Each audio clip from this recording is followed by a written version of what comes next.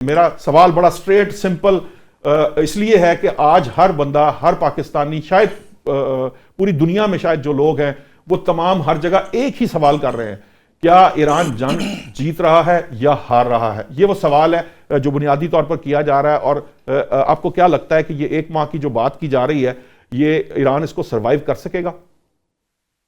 देखिए, बात यह है कि वी मस्ट अंडरस्टैंड कि एक तो America is a super power, और उसका जो प्रॉक्सी है वो है ईरान, ये इजराइल। जी। जाहिर है कि ईरान डेफिनेटली उससे बहुत ही रेजिलिएंट है, बड़ी ही रेजिलिएंट कौम है।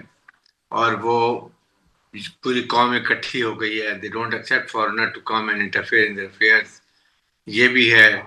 और उसके बाद रिसोर्सेज है अमेरिका पास ज़्यादा है, लेकिन ईरान ने अपनी तरह से बहुत ज़्यादा पायल अप किए हुए हैं। ये मिसाइल मिसाइल टेक्नोलॉजी की बहुत अच्छी थी, हम्म। जिसमें हाइपरसोनिक भी हैं, सुपरसोनिक भी हैं, क्रूज मिसाइल भी हैं। और उसके साथ उन्होंने डिसेंट्रलाइज किए एरियाज बांटे हुए, कॉन्डो कंस्ट्रक्शन दे दी हुई है। किस किस किस इवेंचुअलिटीज में, कौन सी कॉन्टीजेंसी में कौन सा मिसाइल फायर किया जाएगा। और अभी वो यही कह रहे हैं कि हमने अभी पूरी अपने मिसाइल एक्सपोज नहीं किए हैं and we can play help. Hmm. लेकिन बात यह है कि देखें, एक सुपर पावर है, ये बहुत बड़ी अमेरिका तीर नहीं मारेगा कि वो और ये इजराइल मिल के अगर ईरान को नुकसान पहुंचाते हैं तो पहुंचा रहे हैं।